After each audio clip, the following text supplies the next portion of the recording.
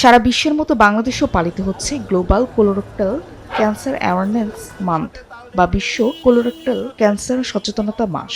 এই উপলক্ষে সাধারণ মানুষের মধ্যে সচেতনতা বাড়াতে আজ বাংলাদেশ মেডিকেল বিশ্ববিদ্যালয়ে এক বর্ণাঢ্য র্যালি অনুষ্ঠিত হয়। মার্চ মাস বিশ্বব্যাপী কোলোরেক্টাল ক্যান্সার সচেতনতা মাস হিসেবে পালিত হয়। এরই ধারাবাহিকতায় শনিবার সকালে বাংলাদেশ মেডিকেল বিশ্ববিদ্যালয়ের বটতলা প্রাঙ্গণ থেকে শুরু হয় এক সচেতনতামূলক rally. Bangladesh society of colon ও রেকটাল সার্জন এর উদ্যোগে অংশ নেন দেশের বিশিষ্ট চিকিৎসক ও স্বাস্থ্যকর্মীরা। বিশেষজ্ঞরা জানান, কোলোরেক্টাল ক্যান্সার প্রাথমিক পর্যায়ে শনাক্ত করা গেলে তা সম্পূর্ণ নিরাময়যোগ্য। তবে অসচেতনতা এবং খাদ্যাভ্যাসের পরিবর্তনের কারণে বাংলাদেশে এই রোগের ঝুঁকি দিন দিন বাড়ছে।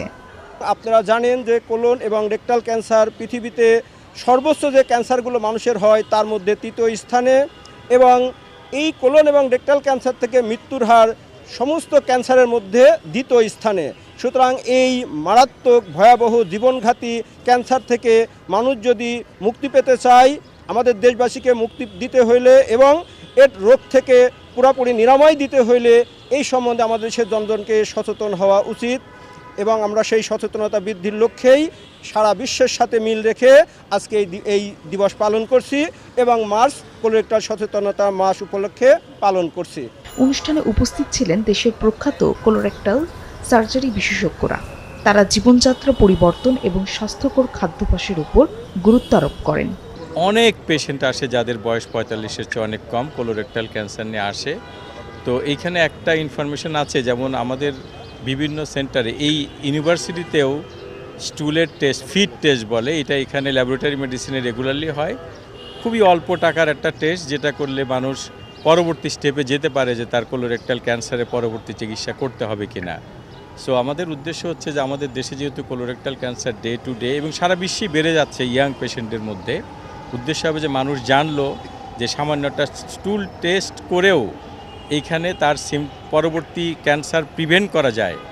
মহিলাদের ক্ষেত্রে প্রতি 100 জনের ভিতরে 26 জন কোলোরেক্টাল ক্যান্সার আক্রান্ত হওয়ার ঝুঁকি থাকে। এবং কোলোরেক্টাল ক্যান্সারটা যদিও আগে বলা হতো যে 50 থেকে অ্যাবভ 75 বছর বয়সের এই রোগটা বেশি হয়, কিন্তু দেখা গেছে এখন বাংলাদেশ সহ সারা বিশ্বে 50-এর নিচেও অনেক মানুষ কোলোরেক্টাল ক্যান্সার আক্রান্ত হয়। এবং আপনারা জানেন যে কোলোরেক্টাল ক্যান্সার এমন একটি ক্যান্সার যে ক্যান্সারটাকে প্রিভেন্ট করা সম্ভব, মানে রোগ হওয়ার আগেই আমরা প্রিভেন্ট করতে পারি। এমন কিছু টুলস আছে, কিছু সিস্টেম আছে যেগুলো ফলো করলে, স্ক্রিনিং সিস্টেম মানে কোলোনোস্কোপি বা আরও কিছু সহজ পদ্ধতিতে মানে স্টুল টেস্ট করে আমরা আগের থেকেই মানে সাইন সিমটম শুরুর আগেই আমরা একে ডিটেক্ট করতে পারি এবং এটাকে প্রিভেন্ট করতে পারি। খাদ্যাভ্যাসের মধ্যে বিশেষ বয়স হলে, বিশেষ বয়সে মানে যখন গ্রোথ আমাদের হয়ে যায়, মানে 20 ইয়ার্স আফটার, আমাদের তো গ্রোয়িং পিরিয়ড হলো যে 20 বছর।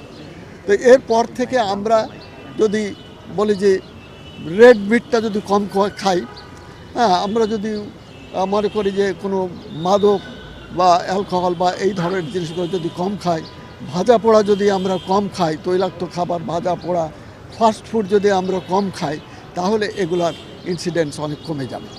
নিয়মিত চেক আপ ও সচেতনতাই পারে কোলোরেক্টাল ক্যান্সারের অকাল মৃত্যু রোধ করতে, এমনটাই মনে করছেন সংশ্লিষ্টরা। Medical post, Dhaka.